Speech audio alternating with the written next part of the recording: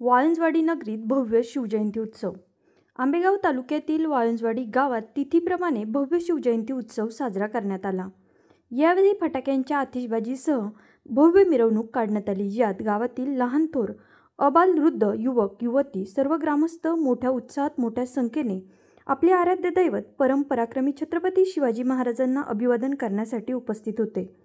यावेळी छत्रपती शिवरायांच्या पुतळ्याचे पूजन व व्याख्याते सचिन आनंदे यांचा सन्मान आंतरराष्ट्रीय स्वाभिमानी मराठा महासंघ पुणे जिल्हा प्रमुख प्राचार्य अनिल निगोट यांच्या शुभ हस्ते करण्यात आला.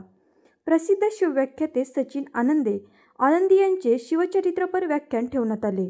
त्यांनी आपल्या पहाडी आवाजात शिवरा, राजमाता जिजाऊ, धर्मवीर संभाजीराजे यांचे अनेक ऐतिहासिक प्रसंगाचे वर्णन करत शिवकाल जागा केला. उपस्थित शिवपुत्र व शिवकन्यांना छत्रपती शिवाजी महाराजांचा आदर्श घेऊन संस्कार अंगी बाणवत आपल्या मुलाबाळांमध्ये शिवविचार रुजवण्याचे आवाहन केले. शत्रूंनीही ज्यांचे कौतुक केले, ज्यांनी परस्त्री माते समान मानून रयतेच्या भाजीच्या देठालाही हात लावू नका असा आदेश देणारा, आपल्या जीवास जीव देणाऱ्या मावळ्यांना घेऊन शून्यातून स्वराज्य उभे करणारे एकमेव राजा म्हणजे छत्रपती शिवाजी महाराज होय, अशी शिवरायांची महती सांगितली. व्याख्यानानंतर सर्वांसाठी छत्रपती संभाजी महाराजांवरील छावा चित्रपट दाखवण्यात आला. कार्यक्रमाचे सूत्रसंचालन प्रसिद्ध निवेदक जयसिंग वाळुंज यांनी केले. कार्यक्रमाच्या यशस्वीतेसाठी वाळुंजवाडी नगरीतील युवक मंडळ व समस्त ग्रामस्थ वाळुंजवाडी यांनी उत्कृष्ट नियोजन करून आपल्या एकीचे दर्शन घडवले. उपस्थिती लाभलेली आहे.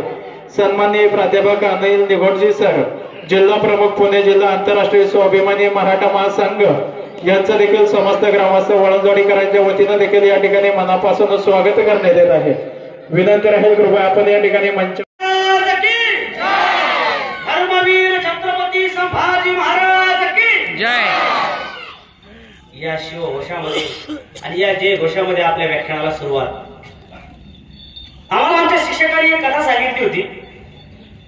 एका राजाने प्रधानाची परीक्षा घ्यायची ठरवली. बारकाईने ऐका बरं का. एका राजानं प्रधानाची परीक्षा घ्यायची ठरवली. दरबार भरला. दरबारामध्ये जवळजवळ 500 ते 1000 माणसं उपस्थित होती.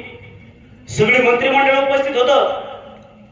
आणि राजानं एक टोकरी घेतली. तुमच्याकडे काय म्हणतात? टोपलं, पातीलं. टोकरी पत्करलं. औरंगजेबाने माझ्या राजासोबत. तो औरंगजेब सुद्धा माझ्या राजाच्या प्रेमात पडल्या. माणूस काय जिंदगी जगली असेल माझ्या राजाने, प्रश्नच नाही. ऐका, औरंगजेबाने उभ्या आयुष्यामध्ये छत्रपती शिवाजी महाराजांचं कौतुक दोनदा केलं. दोनदा.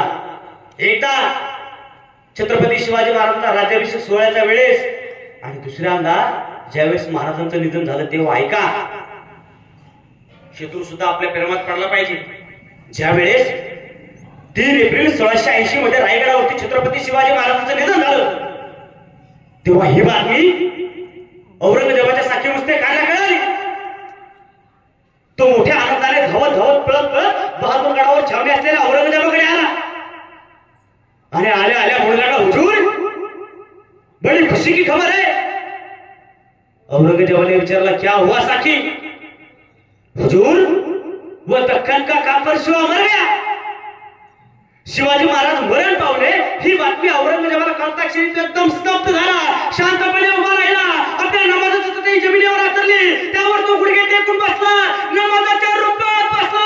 आपल्या दोन्ही हात वर करत त्या खुदाला बोलू लागला, ए खुदा, तेरे जन्नत के दरवाजे खुले रखना, क्योंकि माँ बहनों की इज्जत करने वाला एक नेक बंदा शिवा भोसला तेरे पास आ रहा है.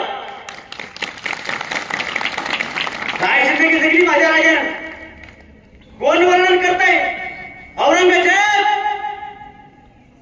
अरे पुढे हा औरंगजेब काय म्हणतो ते ऐका. तुझे पता है कौन गया साकी? अरे हमने हमारे जीवन में से राजा महाराजा देखे जो हमारा नाम सुनकर ही अपना राज्य हमें सौंप देते हैं. हमने हमारे जीवन में ऐसी जाबाज फौज देखी जो हमें देखकर ही भाग जाती है. लेकिन पूरे जिंदगी में आज तक इस औरंगजेब ने शिवाज ऐसा उठा नहीं देखा. इसीलिए पूरे हिंदुस्तान को अपने मुट्ठी में काबिज करने वाला है औरंगजेब. शिवा भोसले को दिल से सलाम करता है. शिवाजी महाराज आज झाले नसते तर आज तुम्ही सगळे या ठिकाणी असेच बसलेले असतात. आणि मीही असाच उभा असतो. पण आज तुम्ही असेच बसलेले असता आणि मीही असाच उभा असतो. फरक फक्त एवढाच असता, मी इथं कवाली म्हणत असतो आणि तुम्ही खाली डोगोल टोप्या घालून बसले. जर महाराज झाले नसते, जाणीवपूर्वक बोलतो मी. मला इथे यायच्या